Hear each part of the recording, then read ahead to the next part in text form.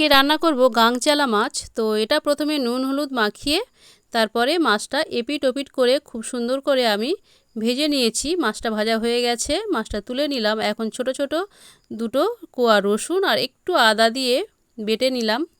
আর তারপরে কড়াইয়ের মধ্যে ওই তেলেই কালো জিরে, পেঁয়াজ, আদা রসুন বাটা দিয়ে দিলাম, টমেটো কুচিও দিয়ে দিলাম, দিয়ে একটু নাড়াচাড়া করে অল্প একটু লবণ দিয়ে আর মশলার যে জলটা ছিল সেই জলটা দিয়ে একটু ঢাকা দিয়ে মশলাটা খুব সুন্দরভাবে তৈরি করে নিলাম।